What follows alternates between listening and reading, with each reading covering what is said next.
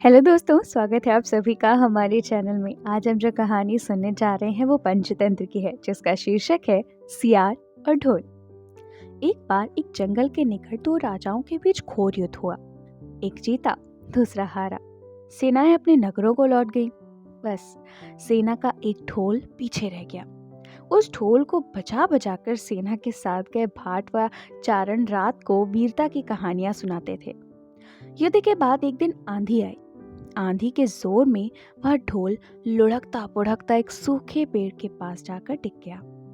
उस पेड़ की सूखी टहनियां ढोल से इस तरह से सट गईं कि तेज हवा चलते ही ढोल पर टकरा जाती थी और ढमाढम की गुंजायमान आवाज होती थी। एक सियार उस क्षेत्र में घूमता था। उसने ढोल की आवाज सुनी। वह बड़ा भयभीत हुआ। ऐसी अजीब आवाज बोलते पहले उसने किसी जानवर को नहीं सुना था। वह सोचने लगा कि यह कैसा जानवर है जो ऐसी जोरदार बोली बोलता है, ढमाढम।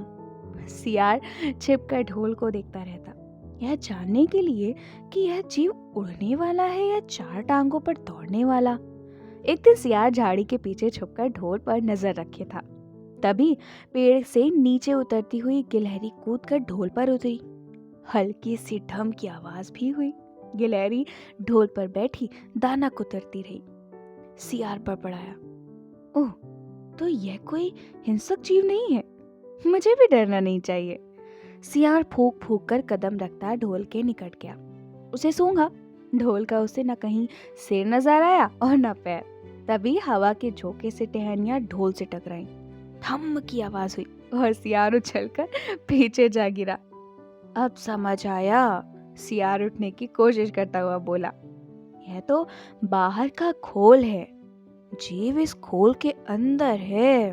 आवाज बता रही है कि जो कोई जीव इस खोल के भीतर रहता है वह मोटा ताजा होना चाहिए, चर्बी से भरा शरीर, तभी यह ढम ढम की जोरदार बोली बोलता है।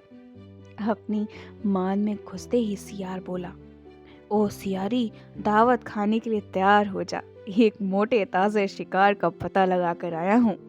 सियारी पूछने लगी, तुम उसे मारकर क्यों नहीं लाए? सियार ने उसे छिड़की दी, क्योंकि मैं तेरी तरह मूर्ख नहीं हूँ। वह एक खोल के भीतर छिपा बैठा है।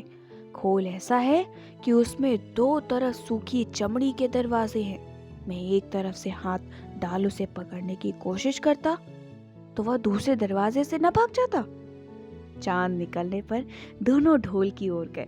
जब वे निकट पहुंच ही रहे थे कि फिर हवा से टहनियां ढोल पर टकराईं और ढम ढम की आवाज निकली। सियार सियारी के कान में बोला, सुनी उसकी आवाज? जरा सोच, जिसकी आवाज इतनी गहरी है वह खुद कितना मोटा ताजा होगा। दोनों ढोल को सीधा कर उसके दोनों ओर बैठे और लगे दांतों से ढोल के दोनों चमड़ी वाले भाग के किनारे फाड़ने। जैसे ही चमड़ियां कटने लगी, सियार बोला, होशियार रहना, एक साथ हाथ अंदर डाल शिकार को दबोचना है।